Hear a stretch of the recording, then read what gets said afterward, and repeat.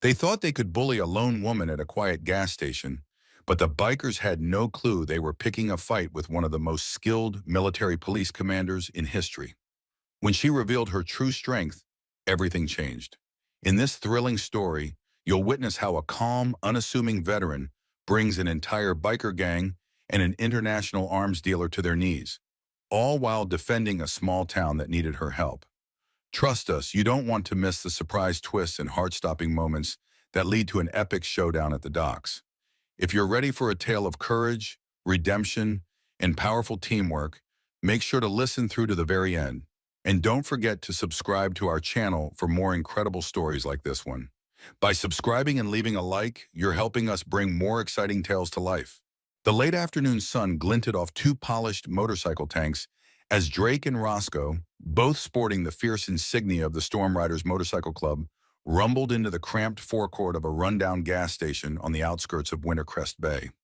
Their jackets bore patches testifying to brawls, turf wars, and brotherhoods unknown to law-abiding citizens. The pair exuded an air of casual menace, shoulders tense, eyes flicking around as if daring someone to cross them. It was the kind of presence that often sent small-town folks scurrying behind locked doors. Little did they know that the lone figure topping off her sedan's fuel tank was no hapless local. She was Eleanor Hayes, a retired military police commander with 2 decades of active service behind her, deployments in hostile regions, classified missions, and a row of ribbons that would never see the light of mainstream news. On the surface, Eleanor looked unassuming. Average height, dark hair pulled into a low ponytail, a face lined less by age and more by experiences that demanded steely resolve. Her posture by the gas pump was calm, unhurried. Had the two bikers paid closer attention to the subtle shift of her weight on one foot or the analytical gleam in her eyes, they might have chosen to ride on without incident. Inside the gas station's tiny shop, the gray-haired proprietor, Mr. Porter, wiped coffee splashes off a metal counter and kept an uneasy watch through the window. He knew Eleanor only by her occasional visits. Each Thursday night for the past half-year, she would fill her sedan, grab a coffee, and offer a polite nod. Though they spoke little, Mr. Porter recognized in her the quiet vigilance of someone who noticed everything but said little. She was polite, yet she carried herself like a person intimately familiar with danger. Drake killed the engine of his bike with a sharp twist of the key, pulled off his gloves, and slung a leg over. Roscoe followed suit, letting his gaze roam over Eleanor's figure in a way meant to intimidate or unnerve. Their boots crunched on loose gravel as they approached her from behind. The only immediate sound was the humming of the ancient fluorescent lights overhead and the distant call of seagulls from the bay. Eleanor did not turn around. She simply sensed their presence, felt it like a pressure in the air. In her peripheral vision, she saw Roscoe elbow Drake and mutter something about easy money or an easy mark. This moment could have been a passing annoyance. Two strangers trying to hustle a woman at a gas station. But Eleanor's instincts flared, warning her that the Storm Riders had broader aims than just petty intimidation. She had heard local rumors of a biker gang coercing shop owners to pay protection fees and threatening to burn down anyone who refused. Now those rumors had names and faces. Eleanor let the pump click off, carefully replacing it on the stand. She mentally reviewed the layout of the station, the position of the door, the distance to her car, the presence of Mr. Porter inside. In another life, this would be just another day in a deployment zone. But this was Wintercrest Bay, a place she'd chosen for solitude. Yet trouble had a way of finding her. As Drake and Roscoe drew nearer, wearing smirks that spoke of misguided confidence, Eleanor took one steadying breath, preparing for the conversation that might very well set off a chain of events no one could have foreseen. Eleanor turned around to face the two bikers with a composure that belied the tension simmering in the early evening air. Drake, tall and broad-shouldered, had a cocky grin plastered beneath a few days' worth of stubble, while Roscoe, wiry and sharp-eyed, hovered to his right. They exuded an air of ownership over the station, as though expecting her to shrink away.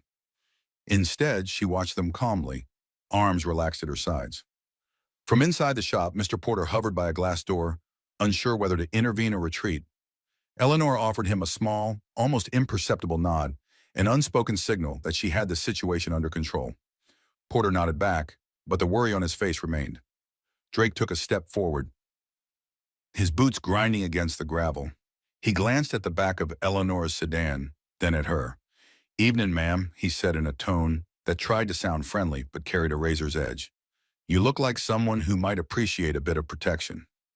Bad things have been known to happen out here." Eleanor raised an eyebrow. "Bad things," she echoed. "I'm just here for gas." Roscoe let out a soft snicker, glancing at Drake for a cue. "Sure you are. But see, the Storm Riders happen to be keeping an eye on this station, and this whole town for that matter."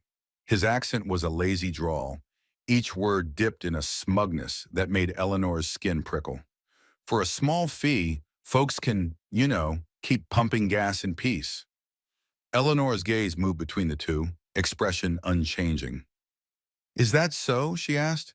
She could almost feel Mr. Porter's anxiety spiking behind the glass. Drake's smile vanished, replaced by an impatient glare. "Lady, I'm being real polite here. You don't want to make this difficult." A flicker of old instinct sprang to life inside Eleanor. She recalled how many times she had faced down aggressors in foreign lands, how vital it was never to show fear. "I think," she said quietly, "that maybe you should let me finish my coffee and be on my way." The tension in the air thickened. Roscoe shot Drake a questioning look, as if silently asking if they should escalate. But Drake hesitated. Something about Eleanor's demeanor unsettled him. She did not fidget, did not quake, did not even shift on her feet in a show of nervousness. There was a coiled stillness to her posture that only came from extensive training. From within the station, Mr. Porter's trembling hand hovered near the phone. Eleanor saw it through the window's reflection. She gave him the tiniest shake of her head.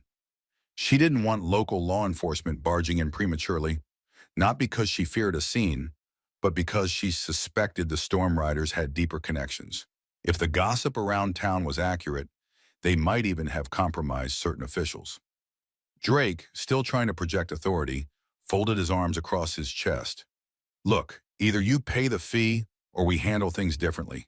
We run this stretch of road now. You're not from here, so maybe you haven't heard. People who don't cooperate end up having accidents." The threat hung in the air, blatant and ugly. Eleanor met Drake's glare with a quiet steeliness. "I have heard rumors, but let me give you a piece of advice. Pick another town. Wintercrest Bay isn't as defenseless as you might think." Drake blinked, momentarily thrown off. In that suspended second, Eleanor glimpsed confusion in his eyes. He had expected compliance or overt fear. What he got was calm defiance. The next moment, Roscoe started to speak, but a sudden buzzing from Eleanor's phone interrupted. She pulled it from her pocket, glancing at the screen. A familiar name flashed: Donovan Shaw. And just like that, the standoff at the pump would have to wait, though its repercussions were only beginning. Eleanor stepped away from the pump, one cautious footfall at a time, to answer the call. The Storm Riders didn't move to stop her. Drake and Roscoe exchanged uncertain glances. Perhaps curiosity stayed their hands. Who did this woman know that would call at such an hour? And why was she so confident in the face of their threat? Pressing the phone to her ear, Eleonora spoke in a clipped tone. "Hayes." The voice on the other end was low and urgent, layered with static. Donovan Shaw, her former operations director from her military police days. They hadn't spoken much since her retirement, but his calls always seemed to come at pivotal moments. "Eleonora," he began without preamble, "we've got a situation. There's a biker gang operating under the name Storm Riders MC, expanding their reach along the coast. My intel says they're tied to a higher-level arms trafficking organization. We think the group's enforcer is a man known as Blackwell. Could be an alias of a rogue defense contractor. He's no small-time thug." Her gaze flicked to Drake and Roscoe, who were still watching with guarded interest. "I'm aware," she said softly. "They're right in front of me." Donovan's voice sharpened. "Are you in danger?" Eleonora chose her words carefully. "Not immediately, but it could escalate." While she spoke, Drake stepped a little closer, trying to catch snippets of her conversation.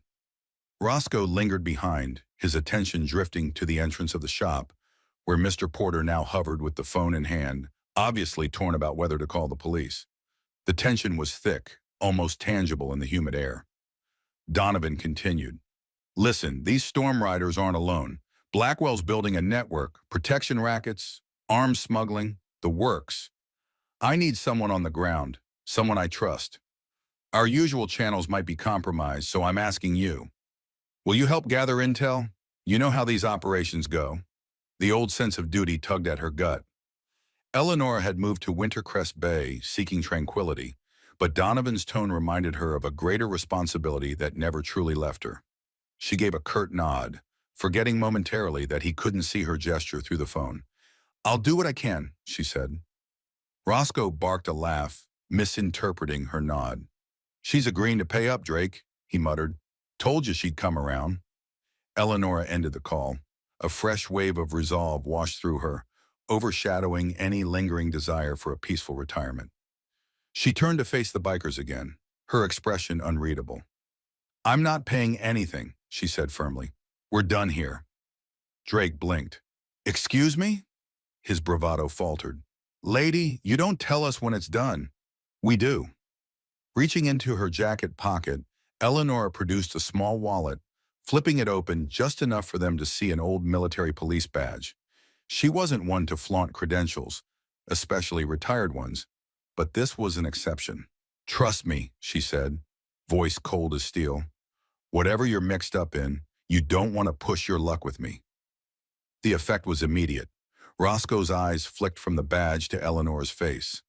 Drake's jaw tightened, but he stepped back involuntarily. They might not know the exact scope of her background, yet they recognized that defying her wouldn't be as simple as intimidating a random traveler. For a moment, the only sound was the steady drip of fuel from the nozzle back into the pump. Eleanor sensed the fork in the road, the moment that would determine whether they'd lash out now or step away. Drake's fists clenched, but the intimidation fizzled in the face of her unwavering calm. Finally, with a curt jerk of his head, Drake motioned for Roscoe to follow. You just made yourself a problem, he warned, voice tight with anger, before turning on his heel. They mounted their bikes, engines roaring back to life, and shot Eleanor a final glare. Mr. Porter exhaled shakily as he watched them ride off into the twilight. Eleanor slipped her phone into her pocket, her heart pounding. She wasn't naive. This was only the beginning. The storm riders would be back, perhaps not just for her, but for the entire town. Night fell over Wintercrest Bay like a slow-moving curtain, the sky darkened by clouds that threatened an oncoming storm. In her small rental cottage at the edge of the pine forest, Eleanor Hayes contemplated her next steps. She switched on a single lamp in the modest living room, revealing bare walls and a worn sofa. Personal decorations were scarce, just a framed photograph of her old squad in dress uniforms, standing tall and proud. She stared at it now, remembering missions long past, and how easily a routine situation could spiral out of control. Her phone vibrated against the coffee table. She glanced down to see a new message from Donovan Shaw. Intel on Blackwell's recent movements attached. Proceed with caution. Attached was a set of documents detailing border crossings, cargo manifests, and cryptic notes about meetings by the docks.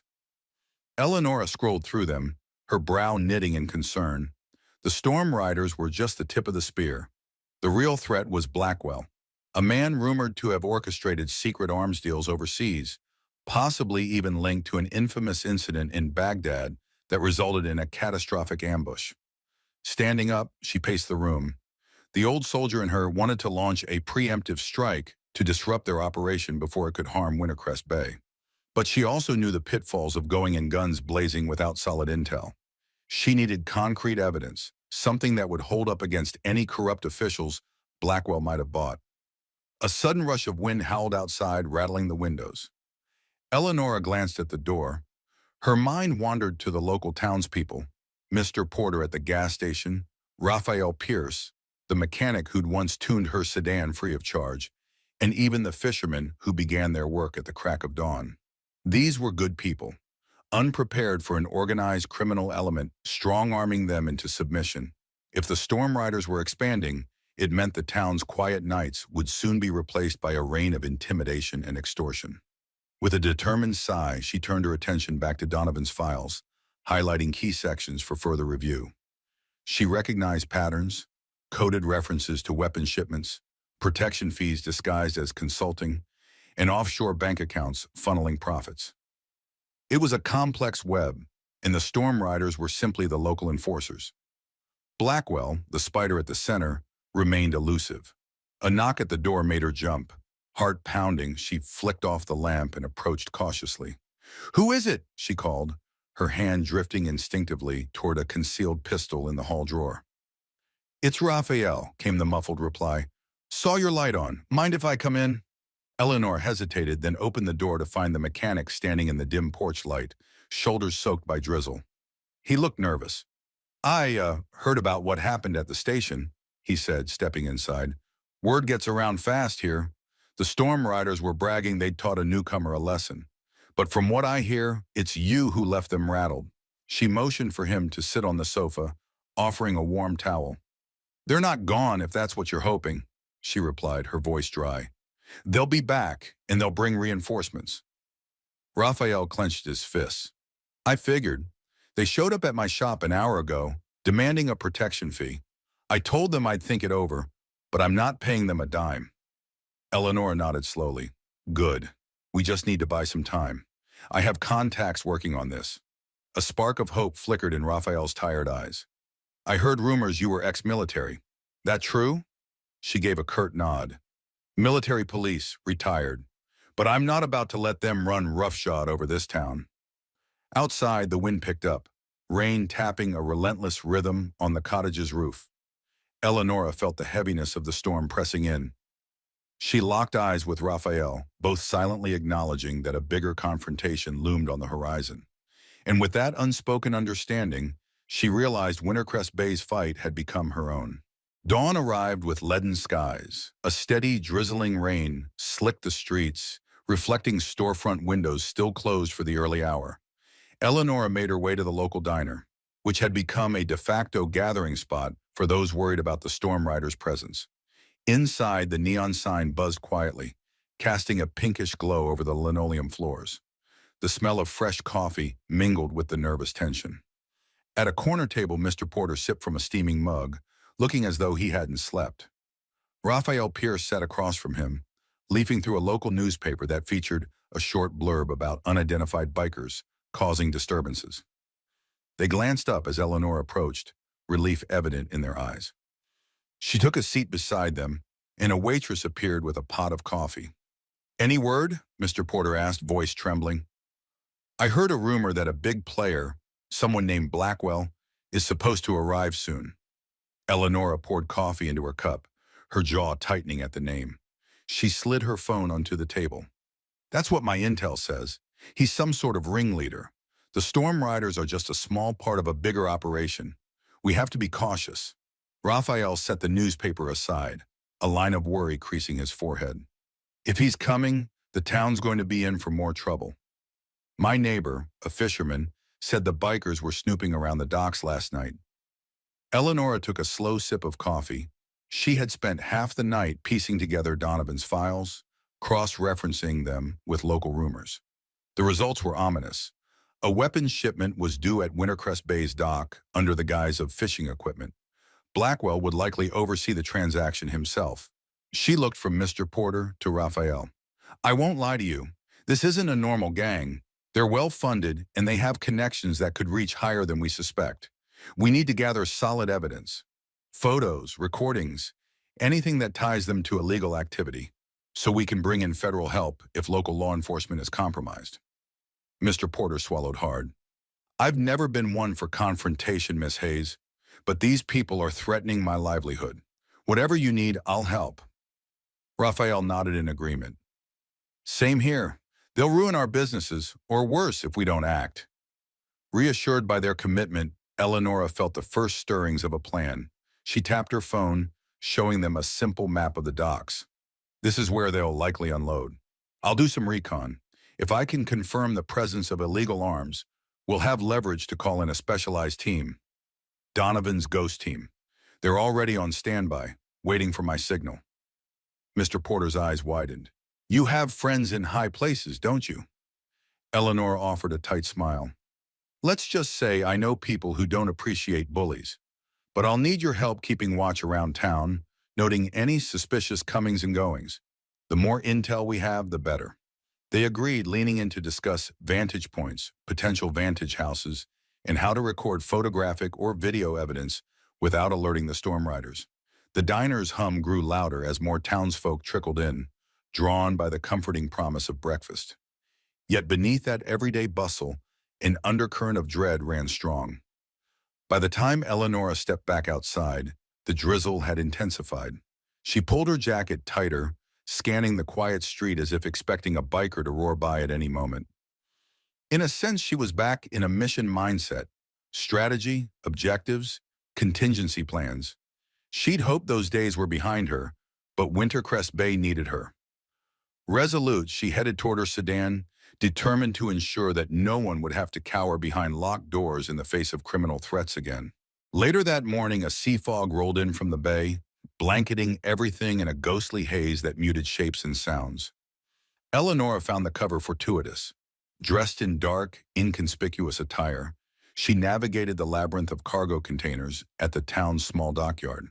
This area rarely saw much activity, primarily serving local fishermen, but the storm riders had begun frequenting it at odd hours, a stark indication that something illicit was brewing. She paused behind a massive shipping crate stenciled with the words "Marine Supplies." The label might have been genuine, or a clever front for weapons and contraband. From a hidden inner pocket of her jacket, she retrieved a compact camera equipped with a telephoto lens. Crouching low, she snapped pictures of a group of bikers unloading what appeared to be heavy crates. The men worked quickly, occasionally checking over their shoulders as if expecting prying eyes. If these crates held the firearms Donovan's intel hinted at, photographic proof would go a long way. The hush of the fog was broken by the roar of another motorcycle pulling up. She recognized Drake and Roscoe immediately. Drake looked more agitated than before, pacing around and talking in low tones with the other bikers. Roscoe listened, nodding occasionally, his gaze sweeping the surroundings. Eleonora held her breath, pressing her back against the crate, attempting to become just another shadow in the mist. Moving with deliberate caution, she placed a small listening device on a nearby wooden pillar. The microphone's range was limited, but it might pick up useful scraps of conversation. Sure enough, fragments of Drake's voice filtered through her earpiece. "Shipments are behind schedule. Blackwell wants everything ready by tomorrow night. No mistakes." Her pulse quickened at the confirmation of Blackwell's imminent arrival. She snapped more photos, grainy silhouettes in the fog, men lifting and stacking crates that looked suspiciously heavy. One crate swung too wide on a chain hoist, briefly revealing a glimpse of metal gleaming inside. She zoomed in, capturing the shape of rifles packed in molded foam. Adrenaline surged through her. This was the concrete evidence she needed.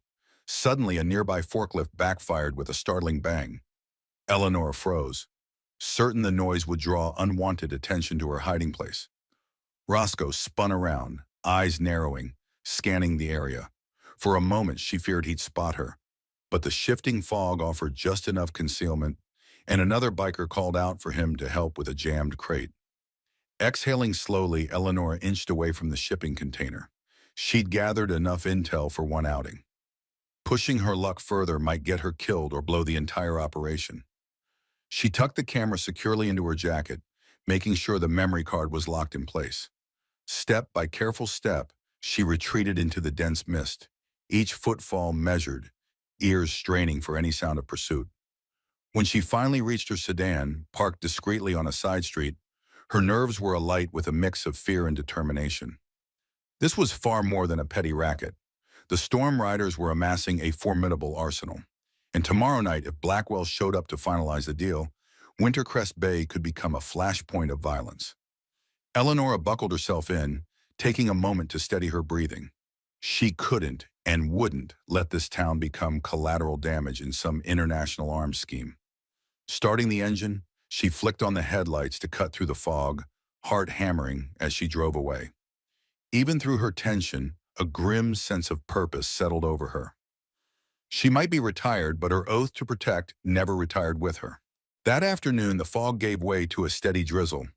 Eleanor returned to her cottage and immediately uploaded the images to a secure server that Donovan Shaw had arranged, an encrypted channel reminiscent of their old Black Ops days. Each photo, each snippet of recorded audio, was vital evidence that the Storm Riders were smuggling arms under Blackwell's directive.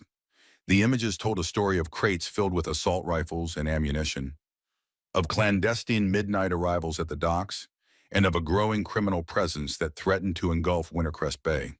Within minutes, Donovan responded, "Excellent work. My ghost team is on standby, but we need precise timing. If Blackwell arrives tomorrow, that's our best chance to catch him red-handed. Keep your head low until then." Keep her head low. Eleanor almost smiled at the thought. Once upon a time, Donovan had given her the same advice during a mission in the Middle East, where lying low could mean the difference between life and death. But she also knew from experience that staying hidden only lasted until the critical moment demanded action, and that moment was fast approaching. Outside, the rain drummed on the cottage's roof with a relentless patter. She paced the small living room, mind swirling with possibilities. She had enough to justify a raid if Donovan's team arrived in time. The question was whether the local authorities, possibly compromised by Blackwell's reach, would interfere or stand aside. In her years of service, Eleanor had seen how easily corruption took root when money flowed freely. Her thoughts were interrupted by the crunch of tires on gravel outside. A single headlight pierced the dimness of the afternoon. She tensed, peering through a side window. It was Raphael Pierce on his old dirt bike. She opened the door before he could knock, motioning him inside to escape the rain. He removed his helmet, droplets clinging to his jacket. "Ellie," he said breathlessly, using the nickname she'd allowed him. "They're stepping up their game. A group of Storm Riders was at the diner, hassling people. They mentioned your name, said something about you poking around where you shouldn't." Eleanor's jaw tightened. She led Raphael into the kitchen, offering him a towel. "Doesn't surprise me. I've been spotted too many times. They know I'm not just another passerby." Raphael dried his face, apprehension evident in his eyes. "They're gearing up for something big, aren't they?" She nodded, tapping her phone. "Yes, all signs point to a high-stakes arms deal happening tomorrow night. Their boss, Blackwell, is supposed to show. If we can catch him in the act, Donovan's ghost team will move in." "Ghost team," Raphael repeated, eyebrows rising. "They're an elite unit I've worked with before. Once they confirm evidence of federal-level crimes, they have the green light to intervene, even if local authorities are compromised." Raphael exhaled in relief, though worry still creased his brow. "So what can I do? Just keep my head down like the rest of the town?" Eleanor considered it. Part of her wanted to keep civilians out of harm's way. Another part recognized the value of extra eyes and ears. "If you see or hear anything tonight, unusual gatherings, more trucks at the docks, anything, call me immediately. Keep a safe distance, record if you can, but don't confront them." Lightning flashed through the window, illuminating the tension in Raphael's face. "All right," he agreed. "But just so you know, a lot of us are ready to do whatever it takes to protect our homes." She offered a small, grateful smile. "I know, and that's exactly why I'm trying to handle this quietly. We don't want a bloodbath on our streets." As the rain intensified, they stood there for a long moment, united by the determination to defend Wintercrest Bay. Eleanor felt a pang of sadness that such a peaceful place needed defending at all. But circumstances were what they were, and she wouldn't abandon the town to criminals.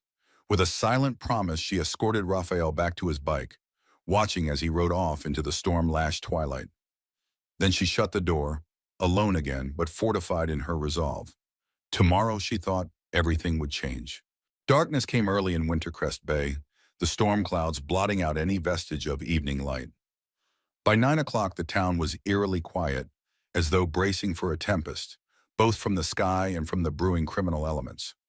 Eleanor parked her sedan a few blocks away from the dock's main entrance, choosing a discreet side street surrounded by abandoned warehouses.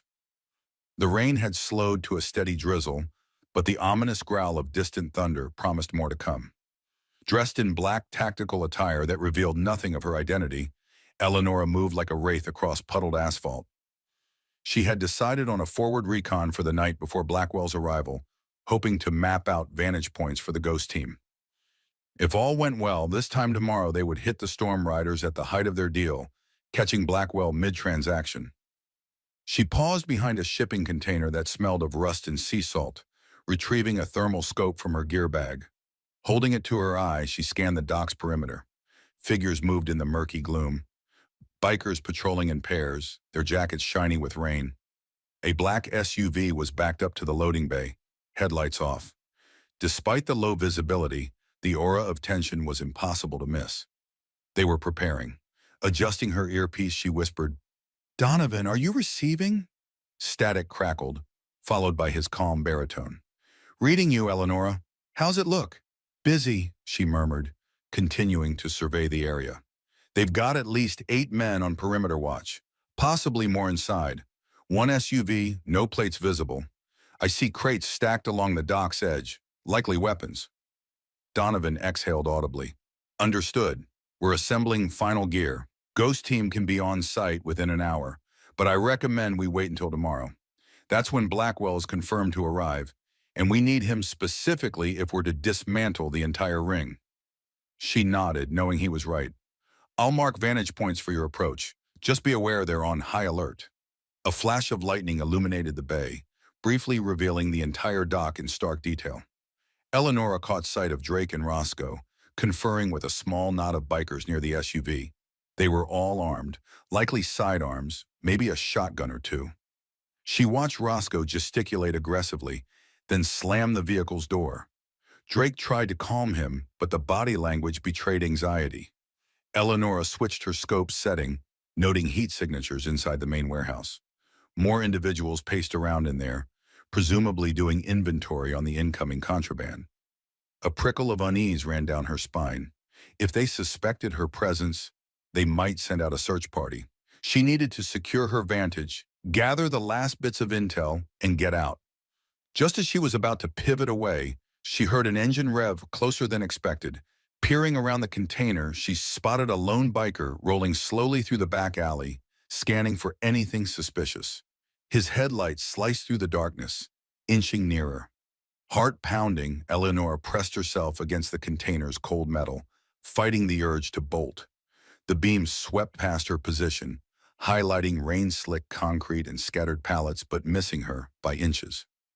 After what felt like an eternity, the biker moved on, the roar of his engine receding back toward the docks. Eleonora exhaled shakily. She needed to wrap this up.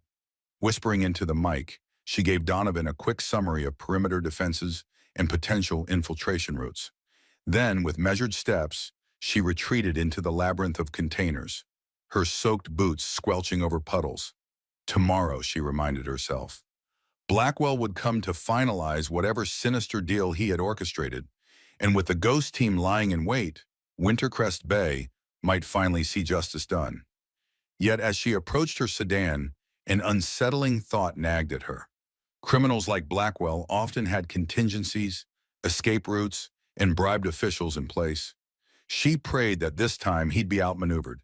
The morning of Blackwell's anticipated arrival dawned with a fragile calm.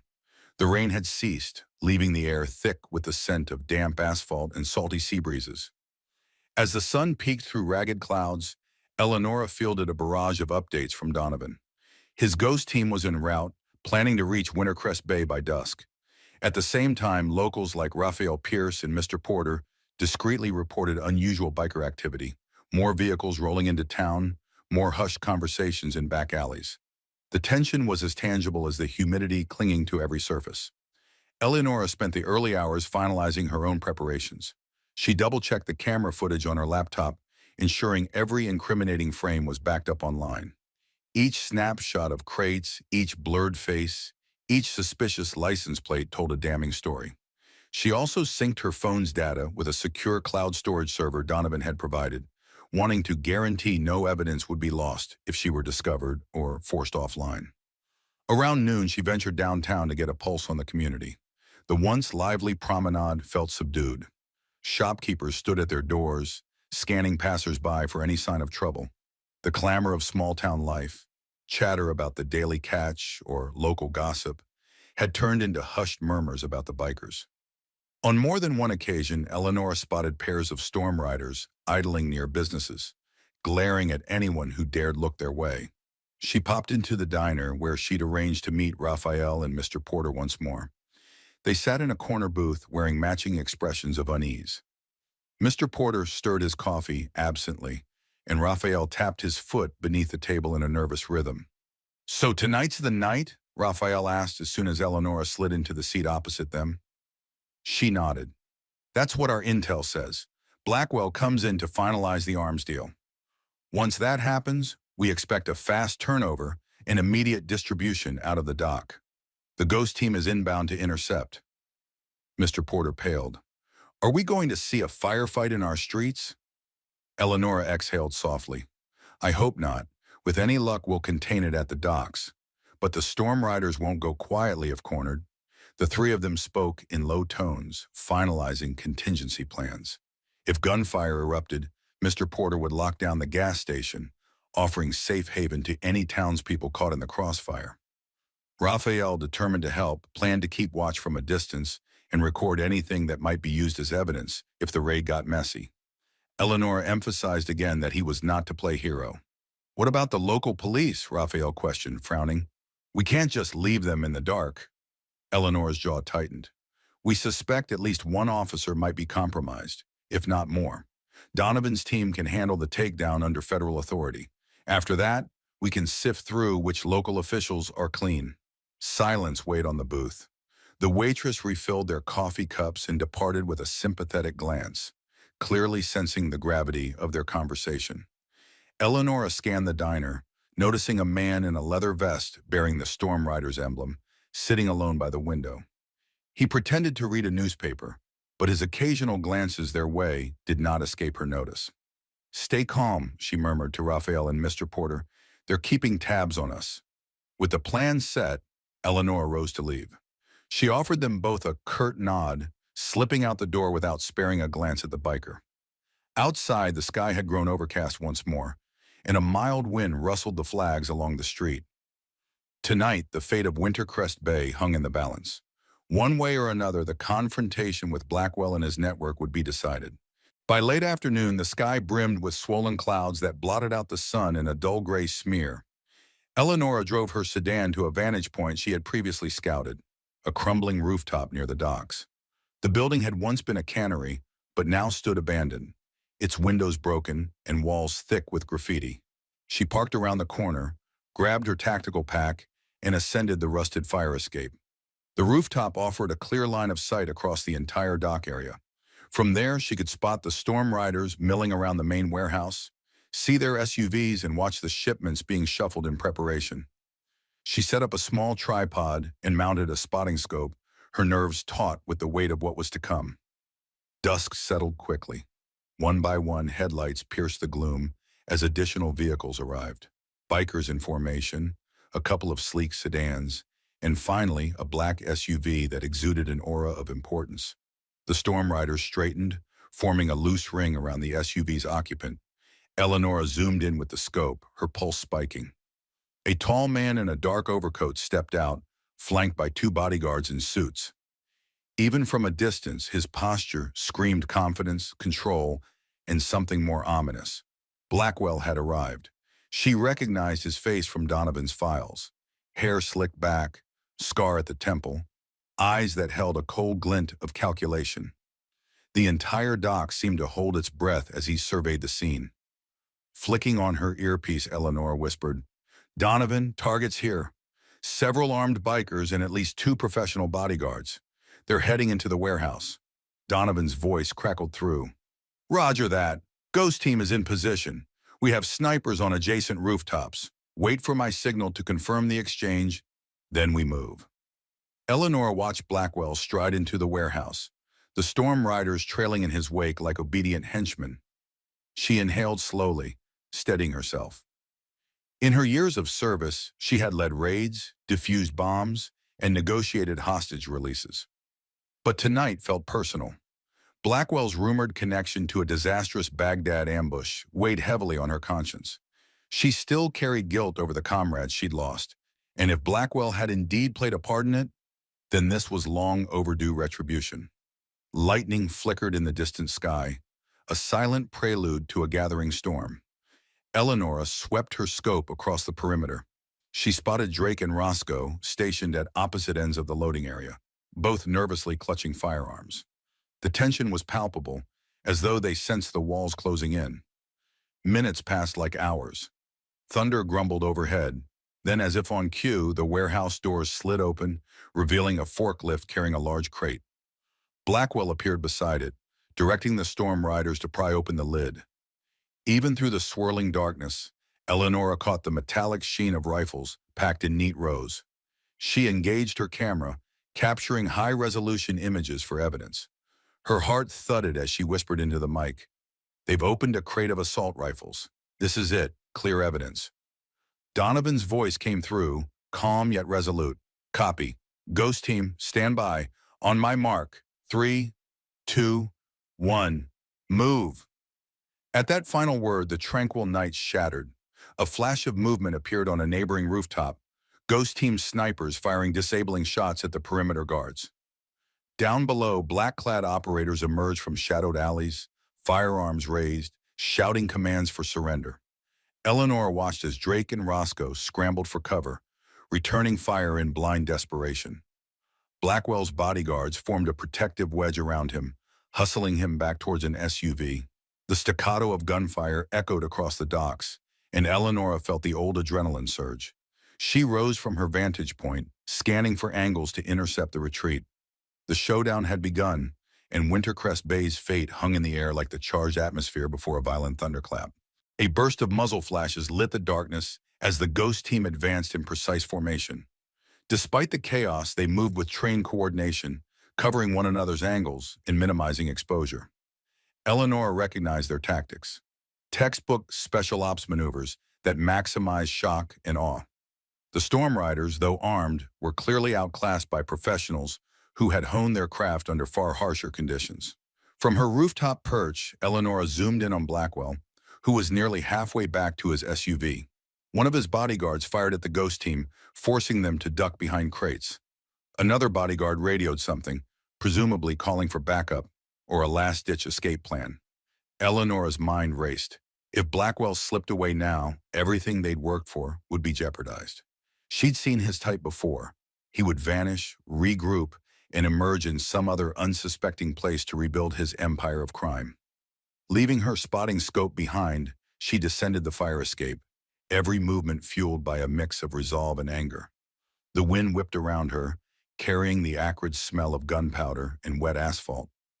Once on the ground, she pressed herself against the side of the building, scanning the carnage.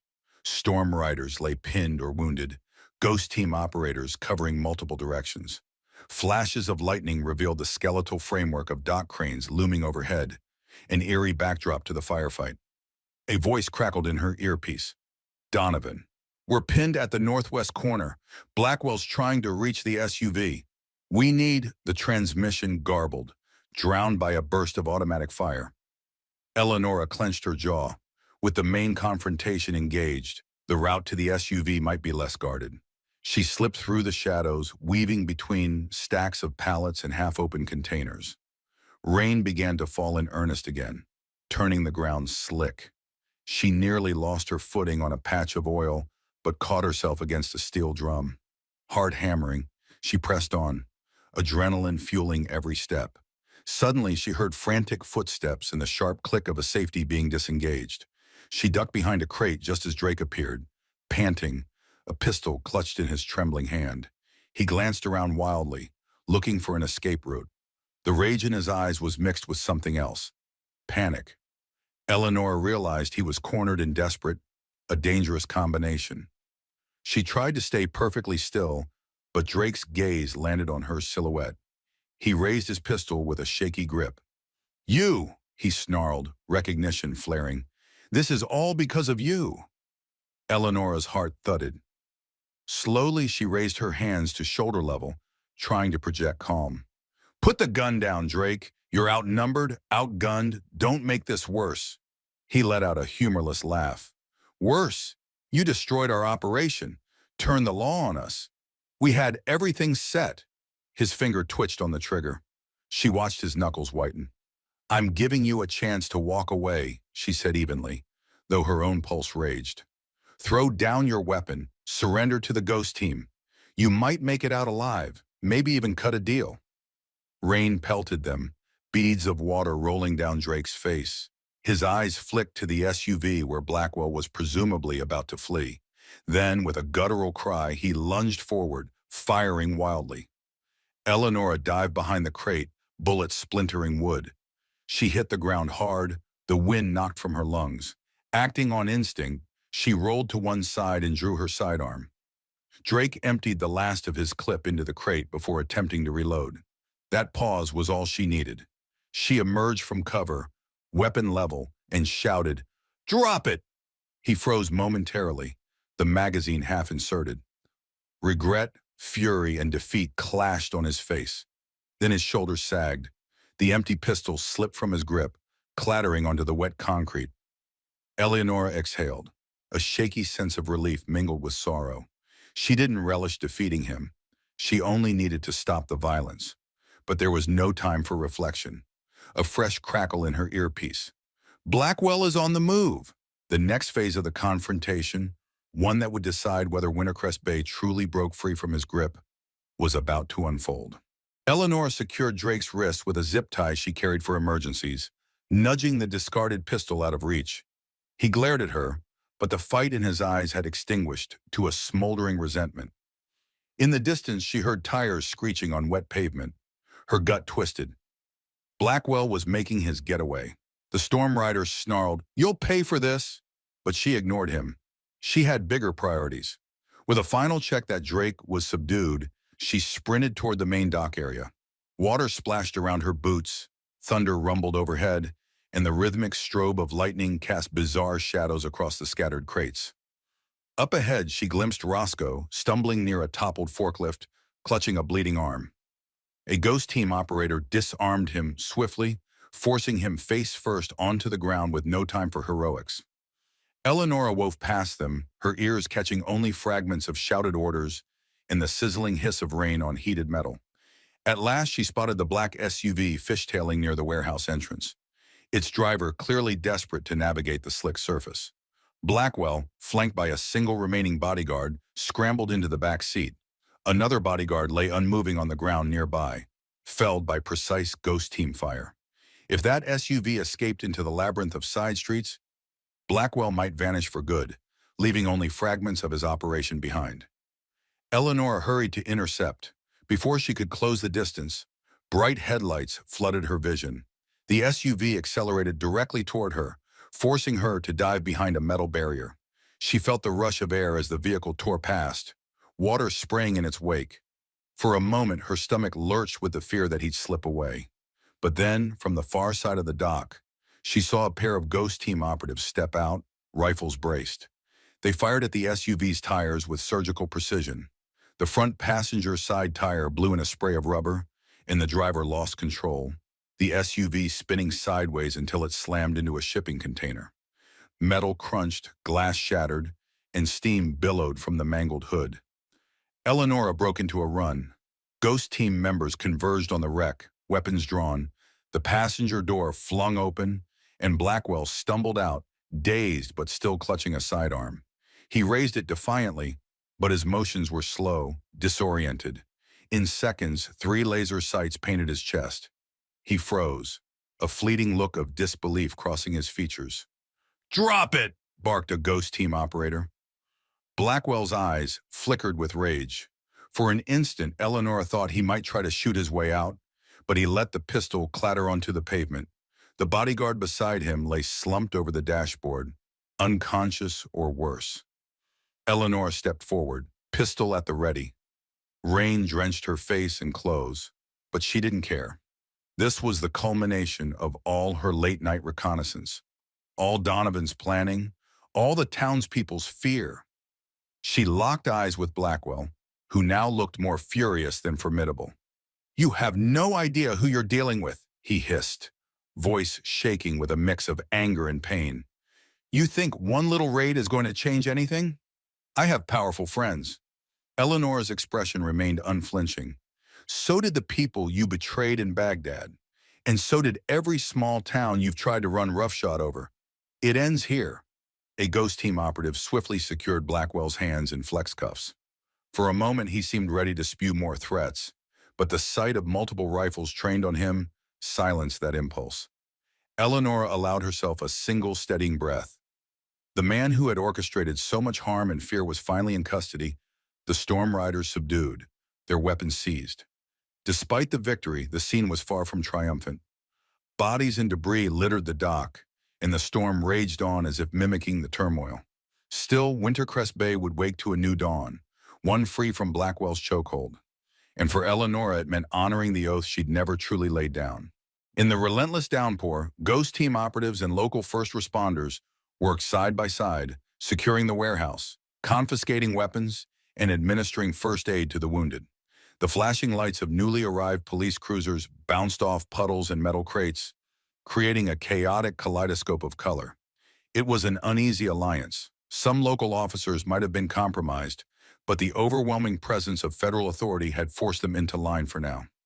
Donovan Shaw emerged from a command vehicle set up near the dock's entrance. He wore a bulletproof vest over drenched fatigues, a headset still crackling with sporadic transmissions. Spotting Eleanor, he strode over, wiping rain from his brow. They exchanged a brief, wordless nod, an acknowledgement of a mission that had been years in the making. "Blackwell?" Donovan asked, though he already knew.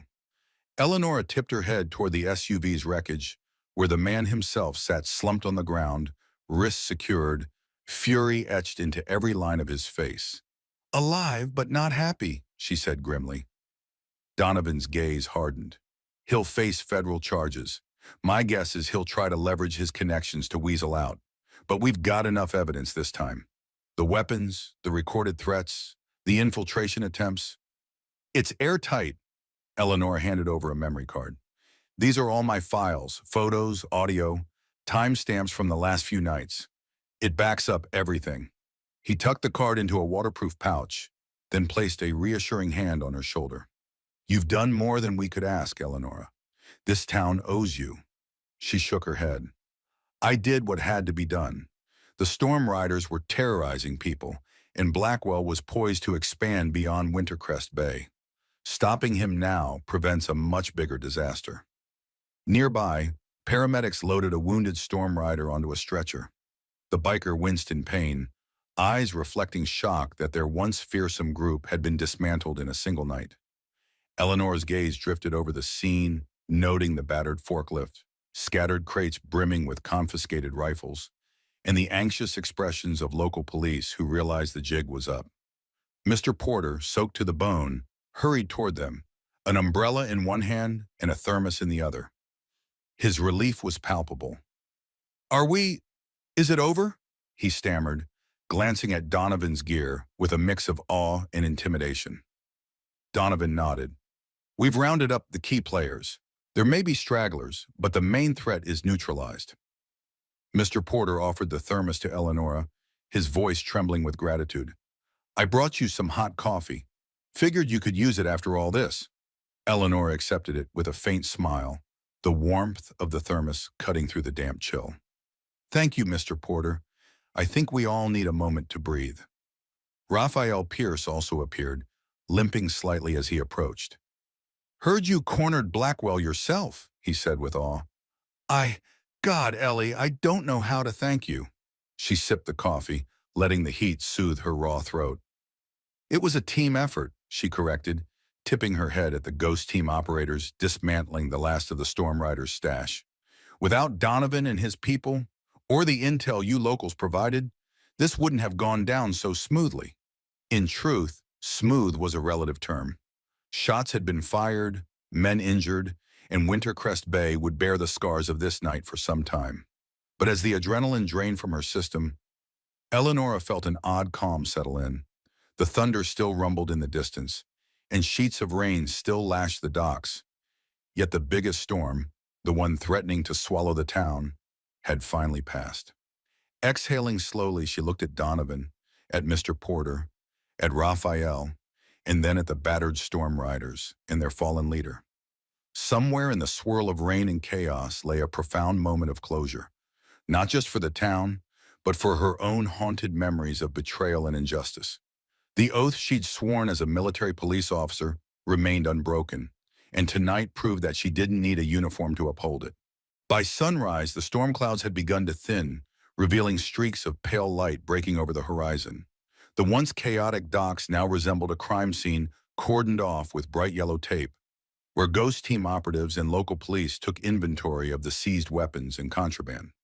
Federal agents, summoned by Donovan, arrived in black SUVs and began the laborious process of cataloging evidence. Eleanor sat on a low concrete ledge near the water's edge, removing her soggy tactical gloves. Exhaustion pulled at her, every muscle aching with the aftermath of tension and action. Yet she couldn't help feeling relieved. The Storm Riders' leadership had been smashed in a single decisive strike, and Blackwell was now a prisoner rather than a shadowy mastermind lurking beyond reach. Donovan approached, carrying 2 steaming cups of coffee. Handing one to Eleanor, he took a seat beside her. "I just spoke with the feds. They're coordinating transport for Blackwell to a high-security facility. There's talk of bringing in additional charges from previous international incidents." Eleonora nodded, watching a seagull glide low over the water. "He'll try to use every contact he has, but after what we documented, it might not be enough." They shared a moment of contemplative silence. The reflection of the morning sun sparkled off the waves, a stark contrast to the scattered debris on the docks behind them. A few yards away, a cluster of Storm Rider bikes lay toppled, their chrome dulled by rain and neglect. Donovan cleared his throat. "I know this operation hit close to home for you, given the rumors linking Blackwell to that incident in Baghdad. I'm sorry it took this long to act on it." Her jaw tensed briefly. She remembered the sleepless nights, the questions that never got answered. "I can't prove he was the one who sold out our people, but the timing, the profiles, everything points to him. At least now he won't be able to profit from anyone else's suffering." He offered a grim nod. "There's some solace in that at least." They fell silent again, observing as a pair of federal agents photographed the bullet-riddled SUV where Blackwell had been apprehended. Mr. Porter stood off to one side, still in his rain-soaked jacket, chatting quietly with a group of townsfolk who had come out after hearing the commotion. Eleonora spotted Raphael Pierce among them, explaining in hushed tones how the raid had gone down. A sudden pang of guilt nipped at Eleonora. She had come to Wintercrest Bay longing for a quiet existence, only to bring a firefight to its doorstep. She wondered if the townspeople would blame her, but then she saw the mixture of gratitude and relief in their expressions. They were tired, but they were also free from the oppression that had been creeping into their streets. "You did good," Donovan said, reading the conflict in her eyes. "This might have been your first major op since retirement, but you haven't lost your edge, or your sense of duty." She managed a weary smile. "Guess that's something you don't retire from, huh?" He patted her shoulder lightly. "Not if you still care about doing what's right." In the distance, the fresh sunlight revealed the battered facade of the old cannery building Eleanor had used as a vantage point. For a moment, she remembered last night's tension, the fear that Blackwell might slip away, the adrenaline spike when he was finally cornered. Now the space felt drenched in morning calm, a place where the ghosts of the night's battle lingered only in memory. Though her limbs protested every movement, Eleanor rose, finished her coffee, and brushed stray hairs from her face. There was still paperwork, debriefings, and possibly more revelations to come. But for a brief moment, she allowed herself the luxury of feeling that justice, however incomplete, had been served. Over the next few hours, the cleanup continued. A convoy of federal vans arrived to haul away the seized crates of arms. Storm Riders who had survived the skirmish were lined up in zip ties, some staring sullenly at the ground, others cursing under their breath. Blackwell, still seething, was kept separate under heavy guard. His once impeccable overcoat was torn and muddy, a striking symbol of his fallen status. Eleanor teamed up with Donovan to document and sign off on the digital evidence she'd gathered. Each time-stamped photo, each audio file linking Blackwell to weapons trafficking was carefully cataloged. The forms and official statements felt endless, but she understood their importance. A strong legal case was necessary to ensure Blackwell couldn't slither out through legal loopholes. While Donovan stepped away to coordinate with a federal liaison, Mr. Porter approached, hat in hand. His eyes brimmed with gratitude. I can't thank you enough, Miss Hayes. You saved us from a nightmare. If there's anything I can ever do, she smiled softly, placing a reassuring hand on his shoulder. You've done more than enough just by being strong for this town. And Mr. Porter, call me Eleanor, please. He nodded, a genuine smile tugging at his lips despite his tired features. Eleanor, then. I won't forget what you've done. Raphael Pierce joined them, limping slightly from a twisted ankle incurred during the chaos. We got word the sheriff's office is scrambling to figure out who was paid off and who wasn't, he said. Might be some ugly revelations in the coming days. Eleanor exhaled. That's for the investigators to handle now. What matters is that the immediate threat is gone. She paused, scanning the scene once more. The battered warehouse, the subdued storm riders, the cluster of officers, the shattered containers. It struck her how quickly a tranquil town could transform into a battleground when crime took root. Raphael hesitated, then asked, So, what happens with you after this? Are you staying in Wintercrest Bay? She glanced at him, considering her answer. When she'd first arrived, she'd wanted a quiet life free from conflict. Yet the events of the past few days had shown her that conflict wasn't something one could simply outrun. I'm not sure, she admitted. I came here for peace, and it feels like I brought a war instead. But maybe that's just me being in the right place at the right time. Finally. He nodded, understanding etched on his features. Well, I hope you do stay. God knows we could use a friend like you. Before she could respond, Donovan returned, an official-looking folder in hand. Federal transport is en route for Blackwell. They'll want a statement from you, Eleonora, about the infiltration and the evidence chain of custody. She shrugged. I'll tell them what they need to know. After that, I might finally sleep. Donovan managed a wry grin. We could all use that. Just then, a staccato of camera shutters broke the morning quiet. A few local reporters had arrived, snapping photos of the scene. The swirl of law enforcement, the toppled SUVs, and the subdued criminals made for sensational headlines. Eleanor instinctively turned away. She preferred anonymity. Donovan placed a light hand on her elbow, guiding her past the reporters. You won't be able to dodge them all, he murmured, noticing her aversion. But you've earned this. Let them see that not everyone in authority is corrupt. Eleanor let out a resigned breath. Maybe, she thought, this was the new battle line, being recognized for doing the right thing, even if it risked unwanted attention. But as she locked eyes with Raphael and Mr. Porter, she realized it was a price worth paying. Wintercrest Bay was safe, at least for now. If that meant enduring a spotlight she'd rather avoid, so be it. After all, her oath to protect didn't end when the cameras started rolling. By midday, the federal vans were loaded and the site secured. Blackwell was formally taken into custody, flanked by stern-faced agents who marched him toward an armored transport vehicle. The storm riders were similarly escorted to separate transport wagons, their expressions a mixture of anger, defeat, and, in some cases, palpable relief that the standoff was over. Eleonora found herself standing beside Donovan Shaw on the dock where the final confrontation had occurred. Broken crates bobbed in the water near the pylons, and the forklift that once hoisted illegal weaponry now lay tilted on its side, a burnt shell from the previous night's firefight. Donovan broke the silence. We did it. More importantly, you did it. Without your intel and local connections, we'd never have caught Blackwell so red-handed. She took a moment to watch Blackwell being shoved into the transport van.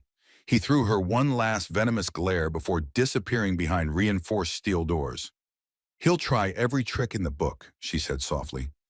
But at least now we have concrete evidence. He won't slip away unnoticed. Donovan nodded. I'm planning to stay on for a few days, help finalize the statements, and make sure the chain of evidence is airtight. You're welcome to join me, though I suspect you'd like some rest. Her lips curved into a faint smile. Rest sounds good, but I'll stick around, at least until I'm sure everything's squared away. Wintercrest Bay deserves closure, not half measures. They started walking back toward the makeshift command post. The day had grown surprisingly warm after the storm, and the sun now shone on puddles that glimmered like shards of glass. The battered warehouse, once a hive of criminal activity, stood in stark contrast to the peaceful bay behind it. As they approached, Mr. Porter waved them down. He looked younger somehow, as though a burden had been lifted. I talked to a few of the townspeople, he said, adjusting his cap nervously. They want to hold a small gathering at the diner tonight, sort of a thank you dinner for everyone who helped stop the storm riders. Eleanor exchanged a look with Donovan. Neither of them had expected gratitude in such a direct form, yet it warmed her to think the town wanted to celebrate. That's kind of them, she replied, feeling an odd mix of humility and pride. Count us in. Mr. Porter's face lit up, and he hurried off, presumably to spread the word. Eleonora glanced at Donovan, who merely shrugged with a faint grin. Can't say no to a free meal, he quipped. In the background, she saw Raphael Pierce helping a ghost team medic gather supplies. A fleeting thought crossed her mind. For all the damage inflicted on Wintercrest Bay, the sense of unity that now bound its residents together was something criminals like Blackwell could never understand. They had come together, risked their safety, and confronted evil head-on. Donovan's phone buzzed with an alert, and he stepped aside to answer it, leaving Eleonora momentarily alone. She surveyed the bustling scene, agents packing up gear, local police conferring with federal officers, scattered storm rider bikes towed onto flatbeds. For a brief instant, she imagined what life might be like if she stayed in Wintercrest Bay long-term. Could she truly leave behind her restless soldier's heart? A breeze carrying the scent of salt water swept across the docks. Eleonora lifted her face to the sun, remembering the tension of the previous night, the adrenaline surge, and the final victory. Whether she chose to stay or move on, she had given this town a fighting chance at peace. And that, she realized, might be enough to let her sleep easier at night, knowing she had once again honored the oath that defined her life. That evening, the Wintercrest Bay Diner bustled with more life than it had seen in months. Locals packed the booths and counter stools, chatting in hushed excitement about the night's dramatic events. Some recounted hearing gunshots echo over the water, while others spoke in awe of the mysterious special forces types who had descended upon the docks. Despite the lingering tension, a sense of collective relief filled the air. Eleanor Hayes entered with Donovan Shaw to a round of spontaneous applause. She felt heat rise to her cheeks at the unexpected reception, offering a small wave before sliding into a booth near the back. Donovan, equally unused to public accolades, sat across from her, removing his cap and combing a hand through his hair. Mr. Porter bustled over, grinning from ear to ear. "Best seats in the house," he declared, placing steaming plates of comfort food on the table. Roast chicken, mashed potatoes, fresh rolls. "And it's on the house, by the way. Little thank you from all of us." Eleanor tried to protest, but Mr. Porter shook his head firmly. "No arguments.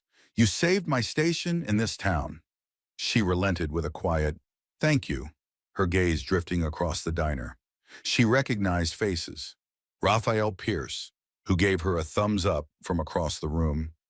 A group of fishermen who raised their mugs in salute. Even a few local police officers who offered nods of respect. The storm rider's oppressive shadow seemed to have lifted, replaced by something akin to hope. Donovan dug into his meal, sighing contentedly. "Been a while since I've had a proper sit-down dinner after an op. Usually it's MREs in the back of a transport chopper." Eleonora managed a genuine laugh, recalling similarly grim post-mission meals. "Definitely beats cold rations." She cut into her chicken, savoring the warmth and the simple normalcy of eating in a public place without scanning every corner for threats. Halfway through the meal, the din of the diner lowered to a hush as Raphael tapped a spoon against his water glass, drawing attention. Standing near the center of the room, he cleared his throat. I'm not much for speeches, but we all know why we're here tonight. This place, our home, was on the brink of being taken over by a bunch of criminals. And if it wasn't for Eleanor Hayes and her friends stepping in when they did, I don't know what would have happened." A smattering of applause followed, and Raphael's cheeks turned pink. "So I just want to say, on behalf of the whole town, thank you. You reminded us that sometimes we can't handle everything alone, and that's okay, because good people still exist, and they'll stand with you when it counts." Eleonora felt the weight of every pair of eyes in the diner, and her throat tightened with emotion. She offered a small nod. Donovan, too, raised his glass in a silent salute. Someone called out, "Thank you," from the back, and the applause swelled, rolling through the diner like a gentle wave. The rest of the night passed in a blur of handshakes, heartfelt gratitude, and cautious optimism about the future. Eleonora found herself fielding questions about her past, about how she'd learned to handle firearms so well, and why she'd chosen Wintercrest Bay.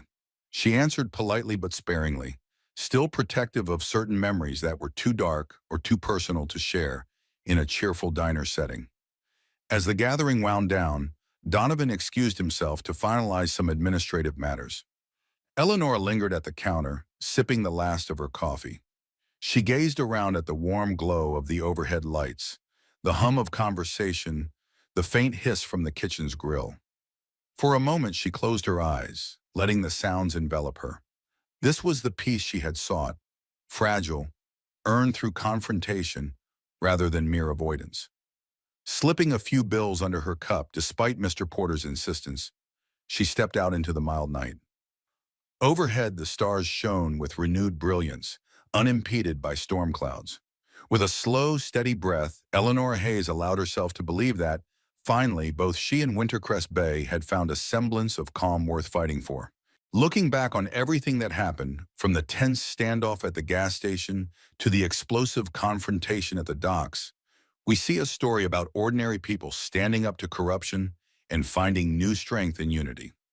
Eleanor Hayes may be a seasoned veteran, but her determination resonated with the whole town, proving that even the smallest community can rise against overwhelming odds if they work together. Now, Wintercrest Bay is healing, free from the grip of fear and intimidation. It's a reminder that every challenge can become an opportunity for growth when we come together to protect what we love. Thank you for being part of this journey by listening in. We'd love to hear your thoughts, so feel free to comment and share your perspectives below. Your feedback ignites great discussions and inspires future stories. Let's keep the conversation going.